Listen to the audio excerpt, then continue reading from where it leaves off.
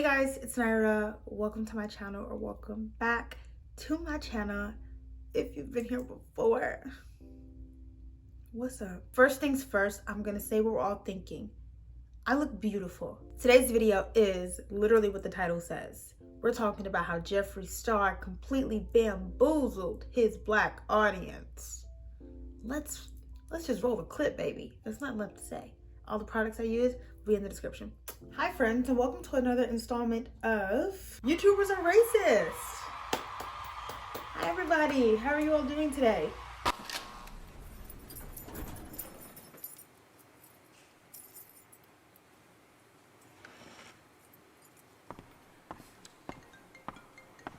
Last week's episode, we talked about Mr. Shane Dawson. Today we're talking about his BFF, or so we thought, Mr. Jeffree Star. I stand by the title of this video 100%, and I'm gonna explain to you guys why. Also, Morphe has decided to cut ties with Jeffree, so stand Morphe. Let's start with a rough, mostly accurate timeline of Jeffree Star's problematic history, okay?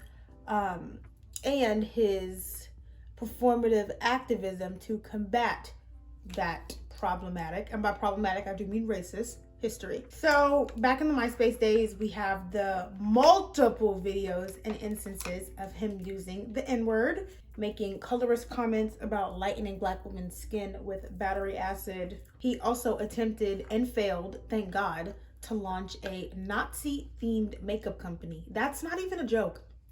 That's literally not even a joke. How inclusive? How inclusive? It's like, where do you even...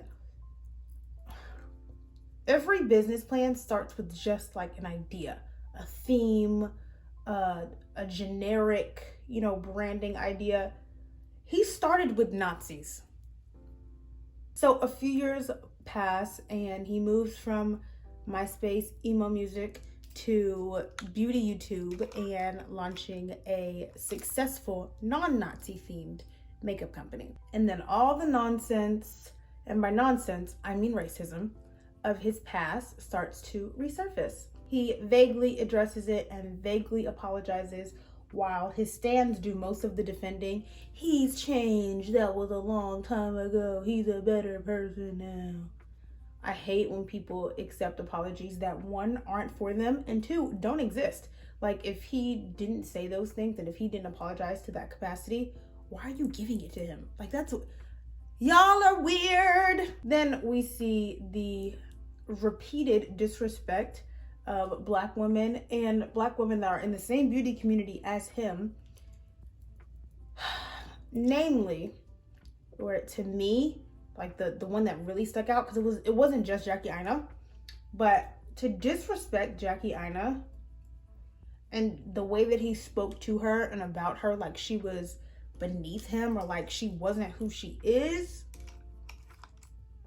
Electric chair. Electric chair.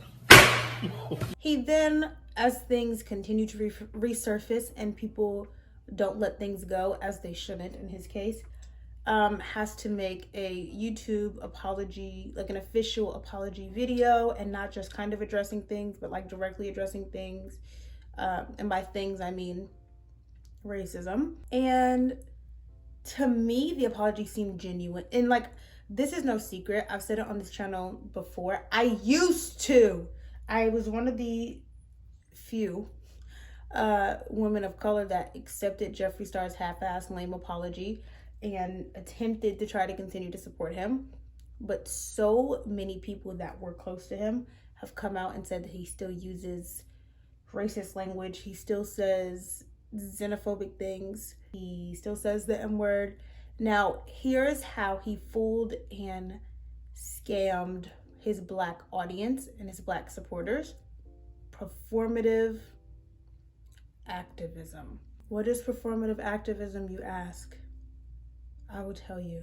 Performative activism is the deadbeat dad who really wasn't there for you growing up and didn't give you the emotional support and guidance and stability that you needed, but then he pops up and gives you money, and so he thinks that your relationship should be mended because, look, I'm giving you money. Look, I bought you a birthday present this year.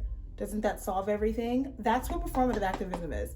It's celebrities like Jeffree Star that do not actually care about a cause, but to make themselves look better or to make people accept their apology or forgive their past ways, they portray themselves as an activist when they're really not fighting for the cause. So Jeffree's on Twitter trying to support small Black creators and put them on his PR list and donate money to Black-owned businesses and and Black causes, especially in the wake of the whole Black Lives Matter movement. And so you look at their actions that they're displaying, and it makes it easy to accept their apologies and not feel bad for supporting them and believe that they're a changed person. And then we find out from other people, multiple other people, that he's still a racist behind closed doors. I, as a ex-fan of his, was disappointed but not surprised because Jeffree says some vile, shocking, nasty things about like regular stuff. So to believe that he would no longer be saying stuff that was racist, it's like, was I literally stupid? Yes, I was. And much like the man who never showers, Jeffree was good at making himself, or okay, he wasn't great at it, but it worked for suckers like me. Jeffree always was attempting to make himself the victim. When Nikita Dragon and Gabriel Zamora and Laura Lee and all those people, you know, posted that shady picture against Jeffree with their middle fingers up, he was able to convince us he was always the victim. When people would try to come out and publicly bash him, it was, I just have so much money and I do so much for people and they take advantage of me because I'm rich and they think I don't have feelings. And then it's like, well,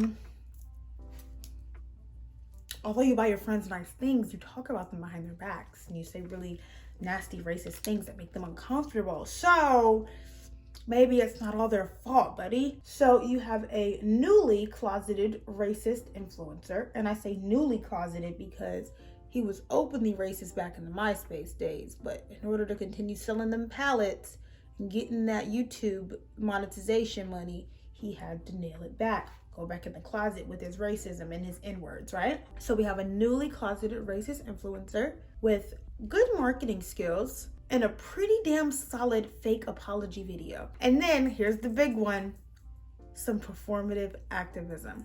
If your math is correct, the answer you should have computed was manipulation. Yeah, he manipulated his Black audience into feeling sorry for him. And so now we're left with this. What about those that did give Jeffree a second, third, fourth, fifth chance? And we're going to talk about Black people exclusively right now because that is like the largest audience that he offended, and that's where I can speak from experience. It's so easy to see things like, I don't feel bad for Black people or people of color that spent their money on Jeffree Star palettes. Like, I don't feel bad for you. It's so easy to see all that negative stuff and feed into it and feel bad. But never, ever, ever as a Black person feel bad for wanting to believe in someone or wanting to give someone the opportunity to grow. It's like we say we don't want every influencer and every celebrity to be racist, but we like are not allowed to give them the opportunity to grow. That wouldn't be fair, you know? If Jeffree Star had been given the opportunity to grow and he actually used it, we would be having a different discussion right now. But he didn't. And so only feel bad when you are supporting someone. Like if you were to still be supporting Jeffree, then you should be ashamed. Just because it was like so many things back to back, especially in like the last month. And outside of racism, he's just a bad person. You know what I mean? So to learn from your mistakes and to stop supporting someone is okay. You don't have to feel bad for supporting someone that you wanted to root for and someone who you wanted to give the benefit of the doubt. And also remember, not only do you not have to feel bad, but you don't owe anybody an explanation. Like, don't let these people on Twitter get it confused. You don't have to explain why you did anything, why you supported someone, why you bought their palette. Like, if you can live with your decisions, that's literally all that matters. Don't let the internet fool you. Because a lot of people shame people for wanting to give influencers that have problematic past the benefit of the doubt and, you know, still supporting them, but they can't live, like, this is internet stuff we talking about. A lot of people can't live with decisions they done made in real life. So just remember that. Don't feel any pressure to explain yourself or to feel bad about anything. But I do want to encourage Black people to support people that support them, because I genuinely could not see myself any longer supporting an artist that isn't talking about artist or influencer, creator, whatever, that isn't talking about the Black Lives Matter movement, that doesn't understand why it's important, that doesn't see the issue. It's not Black people's job to educate. Google is free. So I hate when I go to somebody's page and I see like comments like, can you please speak about the Black Lives Matter movement? And we really love you, but you have to use your platform. Like, why are we begging influencers to do the absolute bare minimum? No, ma'am. All the money that they make, they can't even get on here and talk about Black Lives Matter. Child, that's so ugly. Thank you guys so much for watching. I hope you enjoyed this video. If you did, leave me a like, comment, subscribe, all that stuff. And my makeup looks phenomenal. So if you would like to tell me that my makeup looks great, you may do so in the comments below. I will see you guys in my next video. Mwah! Bye.